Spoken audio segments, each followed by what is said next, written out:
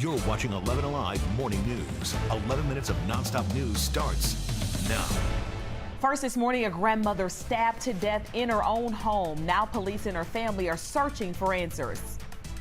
The CDC says you should add a flu shot to your holiday to-do list. An early spike in cases is rising alarm bells as people head home to see their family and friends.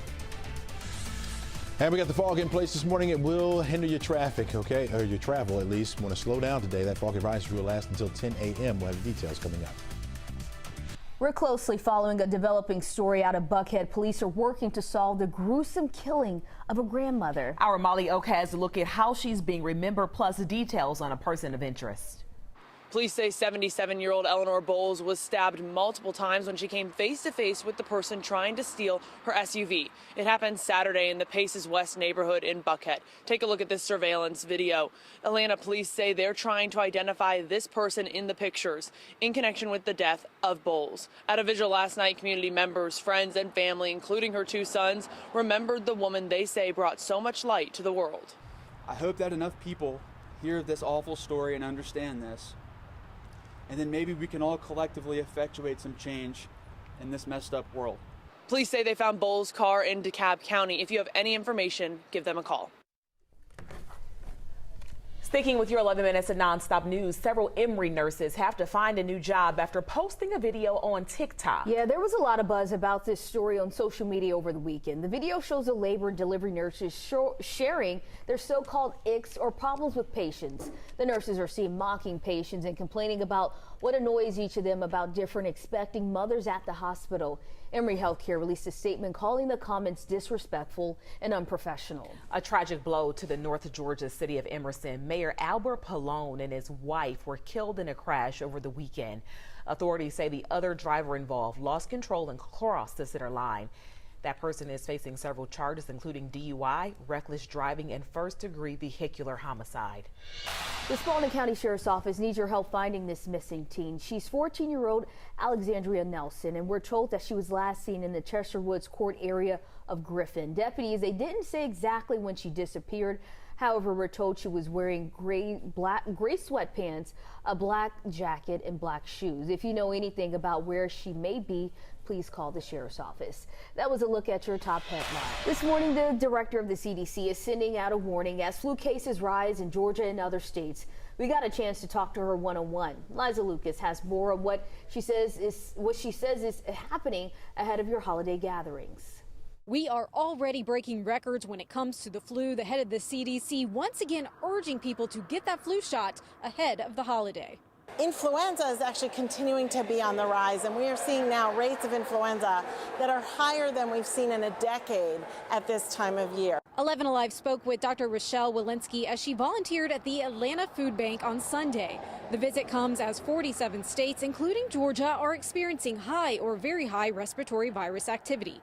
While RSV does appear to be slowing, COVID cases are rising and flu cases are already beating last year's numbers. The triple-demic continuing to strain hospitals. Dr. Walensky says when it comes to getting that COVID or flu vaccine, it takes about 2 weeks for protection to kick in. So the time is now to get that flu shot ahead of the holidays. At the CDC, I'm Liza Lucas, sending it back to you.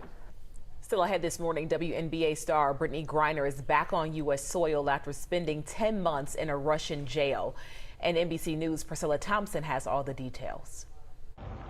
Good morning. We're live from the Brooke Army Medical Center with new images of Brittany Griner's first moments on U.S. soil and new details about what happened on that 18-hour plane ride home from one of the U.S. officials who was on board. Coming up on the Today Show.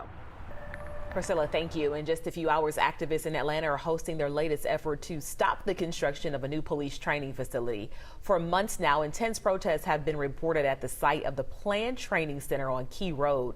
Just this weekend, police and protesters threw things at a group of firefighters who were out there putting out a dumpster fire. Today, those activists are having a virtual town hall to call more attention to efforts to scrap what they call Cop City. That's happening at 10 a.m. Tomorrow, the world's busiest airport will get a bit more exciting. Hartsfield-Jackson International will go and hold a grand opening ceremony for a $320 million extension for part of the main terminal. The Concourse T North extension actually opened last month, but this is the official launch. The extension adds 5 new gates in the expanded concourse. Airport officials say it lets passengers spread out while waiting to catch their flights. We know a lot of you are getting ready to hit the road for the holidays, and thankfully, Georgia gas prices just keep going down. Right now, you're going to pay $2.88 for a gallon of regular. That's down 8 cents from last week. If you are looking to save some money on your holiday trip, AAA recommends shopping around a little bit, and you can use their app to compare some prices. Consider paying in cash to avoid those fees and enroll in the savings programs.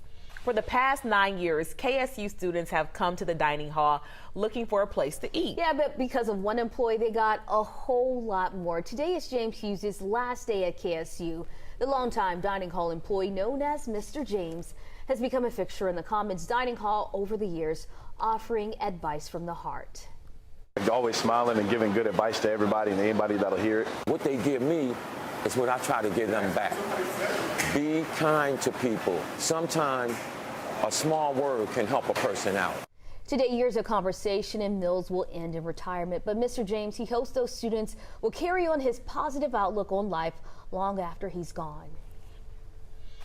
All right, by noon today, if you're going out, maybe looking for that Christmas tree, temperatures will be on the cool side, right around 55 degrees. We'll have cloudy skies out there. Even though it has the appearance of rain, I don't think we're going to see much. It's less than a 10% chance today. 58 degrees will be our afternoon high temperature. Not much in the way of sunshine today at all. In fact, as you're driving home, cloudy skies by 6, temperatures right around 55 degrees. Going to continue that for tomorrow as well with 55 of the high, and then the rain comes to us by Wednesday and Thursday with another powerful cold front pushing through our area.